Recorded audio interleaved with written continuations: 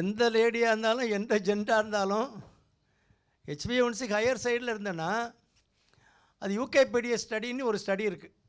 அதுதான் பைபிள் மாதிரி. நம்ம டைப் 2 டயபெட்டிஸ், அடல்ட்டுக்கு வர டயபெட்டிஸுக்கு அந்த ஸ்டடியில் உள்ள இன்ஃபரன்ஸ் என்னென்னா, HbA1c 1 குறைச்சோன்னா மேக்ரோவாஸ்குலர் காம்ப்ளிகேஷன், அதாவது என்ன, ஸ்ட்ரோக்கு, பக்கவாதம் வர்றது அல்லது ஹார்ட் அட்டாக் வர்றது, இது வந்து 12% குறையும். ஒரு பாயிண்ட் HbA1c குறைஞ்சுன்னா. மைக்ரோவாஸ்குலர் காம்ப்ளிகேஷன் வந்து 30% குறையும். மைக்ரோவாஸ்குலர் காம்ப்ளிகேஷன் தான் அந்த டயபெட்டிஸ், அந்த சுகரில் உள்ள ரொம்ப காம்ப்ளிகேஷன். காலில் உள்ள இரத்த குழாய்கள் அடைப்பு வர்றது, கிட்னியில் பிரச்சனை வர்றது, kidney problem, renal failure, diabetic kidney disease வர்றது, கண்ணில் ரெட்டினோபதி வர்றது, ரெட்டினாவில் புது இரத்த குழாய்கள் ஃபார்ம் ஆகி அதில் ப்ளீட் ஆகிடும். அந்த டயபெட்டிக் ரெட்டினோபதின்னு சொல்லுவாங்க. அது அங்கங்கே புது இரத்த குழாய்கள் வந்து அது ஏவாஸ்குலராக வந்து அது அப்படி ஒரு கிரேப்ஸ் மாதிரி வரும். அப்படி நியூ வெசல்ஸ் ஃபார்ம் ஆகிறதுனால ப்ளீட் ஆகிரும், பெர்மனெண்ட் லாஸ் ஆஃப் விஷன். அந்த மாதிரி ப்ராப்ளம்லாம் இந்த மைக்ரோவாஸ்குலர் காம்ப்ளிகேஷன் வந்து 30% குறையும். அதனால் HbA1c நீங்கள் ஒரு ஆள் இப்போ ட்ரீட்மெண்ட் எடுத்துக்கிட்டு இருக்காரு, 3 கிலோ வெயிட் ஏறினாலே அது ஈக்குவல் டு 1% ரைஸ். அதனால் வெயிட்டு ரொம்ப இருக்கவங்க வெயிட்டு குறைக்கணும். அந்த ஐடியல் பாடி வெயிட் பக்கத்தில் வரணும். ஒரு வருஷத்துக்கு 10% குறைச்சா போதும். 50 கிலோ இருக்காங்க, அவங்க வெயிட் குறைக்கணும். அவங்க வெயிட் ஹைட்டு 40 சென்டிமீட்டர், 140 சென்டிமீட்டர் இருக்காங்கன்னா ஒரு வருஷத்துக்கு 4 கிலோ குறைச்சா போதும். அது கொஞ்சம் கொஞ்சமாக கூட்டினா இன்னும் பிரச்சனை. அதனால் HbA1c 8.5ங்கிறது அது 7 to 8 தான் இந்தியன் ஸ்டாண்டர்ட் வந்து 9, 10 அப்படி தான் இருக்கும். அது அமெரிக்காவிலே அப்படி தான் இருக்குது.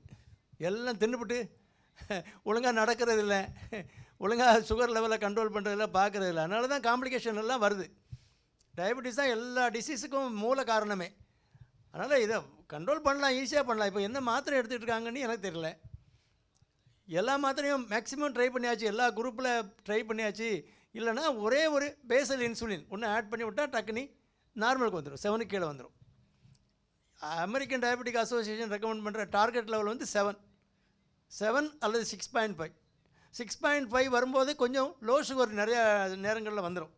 ஸ்ட்ரிக்ட் கண்ட்ரோலில் போகும்போது ப்ளட் சுகர் வந்து ஃபாஸ்டிங்கில் 100க்கு கீழே வந்துடும், லோ சுகர் வரும்.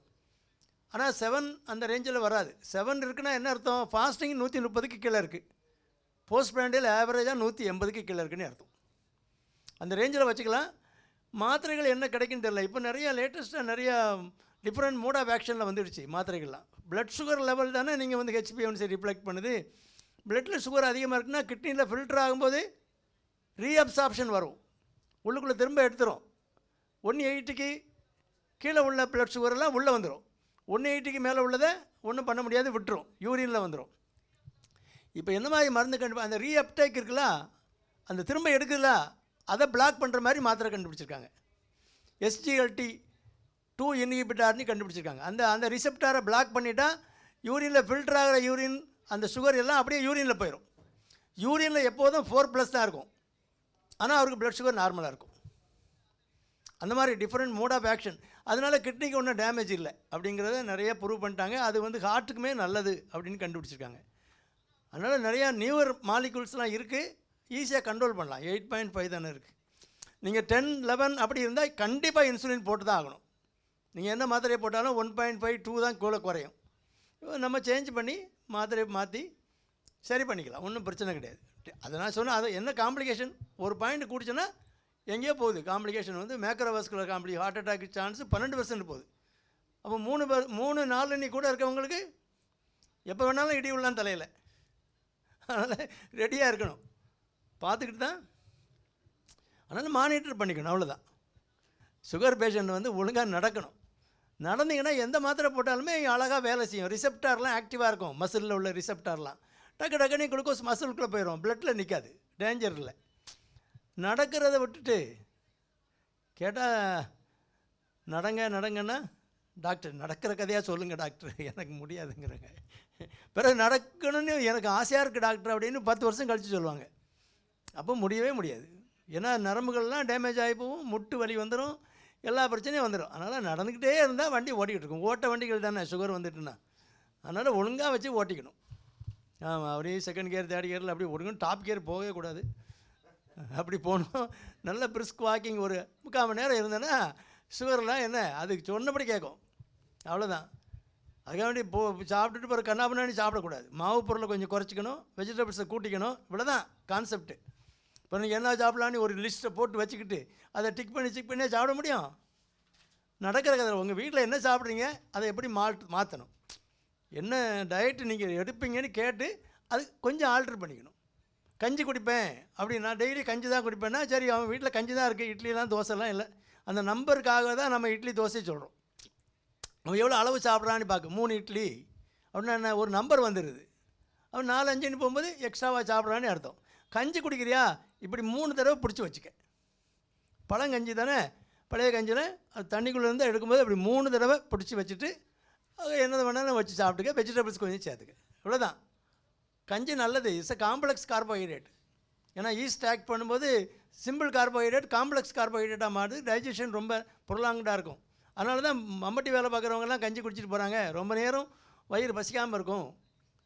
ஈஸிலி டைஜஸ்டபிள் ஃபுட்டு சுகருக்கு ஆகாது. அதனால் கஞ்சி நல்லதான், கஞ்சியும் சாப்பிட்லாம். நீங்கள் சுகர் வந்துட்டா கஞ்சிலாம் ஐயோ அதெல்லாம் கிடையாது, குறைவாக சாப்பிடணும், அவ்வளோதான். அதனால் டயட்டு நல்லா இருந்து கரெக்டாக இருந்து ஃபிசிக்கல் ஆக்டிவிட்டி இருந்தால் சுகரை பற்றி கவலையே கிடையாது. இப்போ நாங்களும் தான் இருக்கோம், 35 வருஷமாக சுகர் இருக்க தான் செய்யுது. எவனுக்கும் தெரியுமா சுகர் இருக்குன்னு சொன்னால் நம்புவானே எவனாவது? நம்ப மாட்டான்ல. அப்படி இருக்கணும், உடம்பு வச்சுக்கலாம். சுகர் வந்தால் நமக்கு என்ன நல்லது தானே, கொஞ்சம் கண்ட்ரோலாக இருப்போம், இன்னும் கொஞ்சம் கண்ட்ரோலாக இருப்போம். கொலஸ்ட்ரால் பார்த்துக்குவோம், பிபி பார்த்துக்குவோம். அதனால் சுகர் வந்தால் நல்லது. எப்போ நம்ம விழிப்புணர்வோடு இருந்தால் நல்லது. சுகர் வந்துட்டேன்னு கண்ணத்தையும் தின்னுக்கிட்டு கண்ட்ரோல் பார்க்காம செக்கப் பண்ணாமல் இருந்தால் அதுதான் மோசம். அதனால் சுகர் இல்லாமல் இருக்கிறவன் எவனாவது ஒருத்தன் கொலஸ்ட்ரால் கூட இருக்கும், திடீர்னு ஹார்ட் அட்டாக் வந்து நம்ம கிளாஸ்மேட் மாட்டிக்குவான்.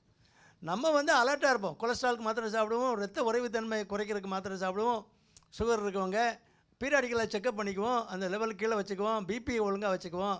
இந்த அவேர்னஸ்லாம் இல்லாமல் இருந்தவன் தான் சுகர் இருந்தானே இல்லாட்டின்னு அவன் டேஞ்சரஸ் ஃபெல்லோ. அதனால் ஆக்டிவாக இருங்க. ஃபிசிக்கல் ஆக்டிவிட்டி எப்போதும் இருக்கட்டும். டயட்டை கொஞ்சம் மாவு பொருளை குறைச்சிக்கிட்டால் போதும். சுகர் வராது, வந்தனாலும் நம்மளை பிரச்சனை பண்ணாது.